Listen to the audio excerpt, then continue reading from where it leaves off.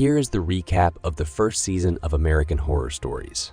Over the past few years, the Harmon family has had a lot of bad things happen, including Vivian's miscarriage and Ben's infidelity. So the heroes decide to move to another town and start over. The realtor shows the family a beautiful house, about which the locals have made creepy legends. It turns out that the previous owners died within the walls of the mansion, but it is this news that bribes their daughter Violet. In addition, the price of the mansion is significantly lower than other houses in the area, so the heroes decide to settle here. However, they do not suspect that the building is haunted. While Vivienne is busy settling in, an uninvited guest, Constance, and her daughter come to her house. The girl scares the heroine with words about her imminent death. The strangeness of the locals does not end there, and soon Vivienne meets an elderly woman, Moira. The stranger appears to her as a maid, who, as it turned out, worked in this house under the previous owners. Vivienne decides to hire her, thus surprising Ben, because he sees her not as an old woman, but as a sexy housekeeper. Meanwhile, the head of the family arranges one of the rooms into a working office, where he receives his clients. So he gets a young guy named Tate. He has an obsessive mania to kill people, with which he tries to fight, but without success. Ben helps him to restore his mental health, but noticing that he has become friends with his daughter, he decides to stop psychotherapy sessions. A couple of days after the movie, Ben tries to get closer to his wife, but Vivienne has not yet forgiven him for cheating, so they quarrel. In the end, the heroes do indulge in passion, and soon a man in a latex suit enters the bedroom. The heroine thinks that her husband thus wants to make a variety in their intimate life, so without a backward thought, gives in to the impulse. A short time later, Vivienne learns that she is pregnant. The next day, Ben gets a call from his lover, Hayden, asking him to come to Boston to help her with the abortion. Realizing that he can't tell his wife the truth, Ben lies to Vivienne about the difficult patient and leaves. At this time, the house is infiltrated by several people who want to repeat the bloody murder that took place within the walls of the mansion decades ago. Tate, along with the ghosts of the house, helps Vivienne and Violet escape and kills the criminals. After what happened, Vivienne wants to sell the house, but in order to dispel the creepy legends about the mansion and attract buyers, the heroine decides to delve into the history of the house and go on a tour. It turns out that the first owners were Dr. Charles and his wife, Nora. At some point, they stopped having enough money. Then the woman took the situation into her own hands and found an illegal way to earn money. She would find pregnant girls who wanted to get rid of their babies. Charles gave them what they wanted, and all was well until one of the patients blabbed to her boyfriend. After learning of the baby's death, the man decided to steal Charles and Nora's baby. But despite the expectations of the inconsolable parents, he never demanded a ransom. The kidnapper dismembered the baby, and his remains were brought to the parents by police officers for identification. Meanwhile, Tate takes Violet to the basement and tells her about the monster that lives in the place. It turns out that the first owner of the house, Charles, could not accept the death of the child and collected him in pieces, sewing him animal body parts. But the wife did not appreciate his work because the child fed on blood. As a result, Nora shot her husband in the head and then committed suicide. While Vivienne was on a tour, Hayden came to Ben's house.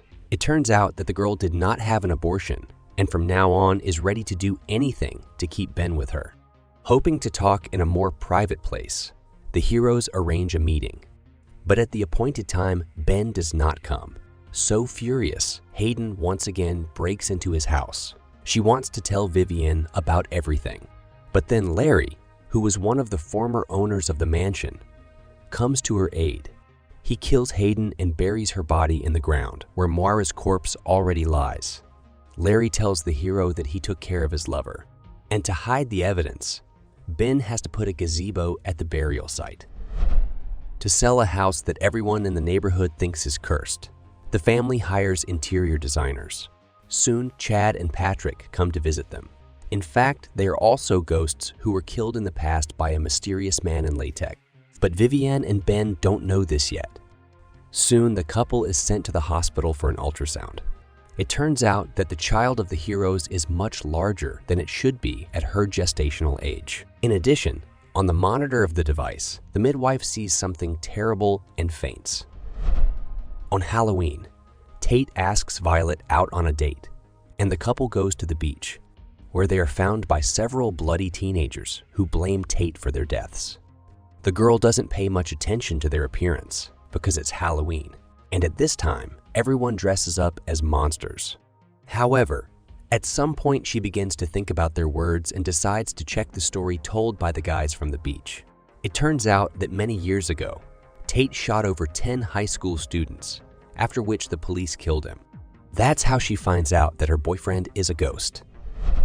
Constance, who turns out to be Tate's mother, invites a psychic for Violet. She explains to the girl that Tate does not know about his death. Because of unfinished business in this world, he cannot pass to the afterlife, so he needs her support. Violet tries to process what she heard, but soon she begins to be tormented by other ghosts of the house. Unable to fight anymore, the heroine takes a vial of pills and falls asleep. However, she is found by Tate and brought to her senses. Meanwhile, Vivienne sees Hayden in the house and tells her about the pregnancy. When Hayden learns the truth, she decides to kill her lover's wife. But Ben shows up. He still does not realize that the house is haunted and thinks that Larry lied to him about Hayden's death. The situation forces him to confess to his wife that his lover was pregnant by him. In addition, it turns out that even after Vivienne found out about his infidelity, Ben and Hayden's affair did not end. A potential buyer, Joe, finally shows up and is interested in purchasing the spooky house. In addition, he likes Moira, who, as a maid, comes with the mansion. He, like the other men, sees her not as an old lady, but as an attractive young woman in a provocative uniform. It soon becomes clear that he does not intend to live in the house, but wants to tear it down for construction, which Constance learns about. The woman cannot allow this, because then all the ghosts of the house will be destroyed, and she will no longer see her son Tate. So Constance persuades Moira to help her. Despite the fact that many years ago, it was she who killed her with a shot in the head for jealousy of her husband, the ghost girl agrees to help her and kills the potential buyer. The truth about the man in black latex is finally revealed. It turns out that in the past, Chad wanted to rekindle the passion in his relationship with his husband, which is why he once bought the suit, which Tate soon used. He killed the couple and promised Nora, who was distraught over the loss of her baby, to get her a toddler, which is why he used Vivienne. Meanwhile, Hayden conspires with Nora to finally drive Vivienne crazy. The plan works, and Ben thinks his wife is insane, after which he has her committed to a mental institution. After some time, when Moira once again tried to seduce the hero, he finally had an insight and saw her in the form of an elderly lady. Soon, he learns from the doctor that Vivienne is pregnant with twins, and one of the babies is not conceived by him. Then he begins to figure out that everything his wife has said is true, which means that she is not crazy. Soon, Ben learns that Violet has not shown up at school for more than 2 weeks and decides to talk to his daughter. He thinks that the recent events have affected her psyche, so she has fallen into a depressive state and does not go anywhere. However, in fact, everything is more complicated. It turns out that Violet died that day when Tate tried to save her from an overdose. The news of her death was not easy for the girl, because now she is forever tied to this house. Soon, Ben learns that the man in latex is Tate and takes his wife away from the asylum. The couple return home for Violet to relocate together, but Vivienne goes into labor in the car, so she has to go into the mansion.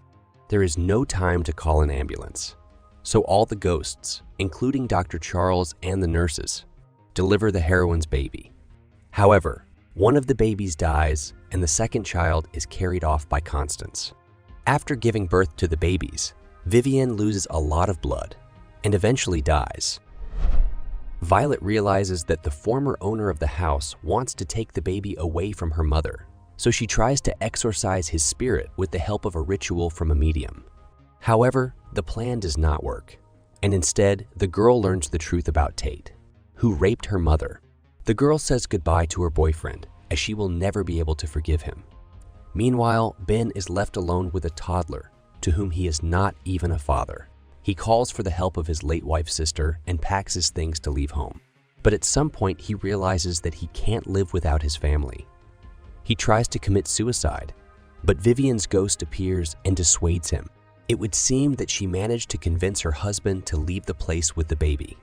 However, soon Ben is killed by Hayden, and the baby is stolen by Constance. After a while, a realtor shows the house to another family who, like the Harmons, decide to buy the mansion for its personality and low price. Vivian and Ben see all of this, so they decide to give them a brief tour of the haunted world on their first night to get them out of the house forever. Several years pass. Constance returns home where her son, to whom she is essentially a grandmother, is waiting for her. The woman finds the nanny on the floor with her throat slit and the child sitting next to her. This is the end of first season. Don't forget to subscribe to the channel and click the like button. Thanks for watching. Goodbye.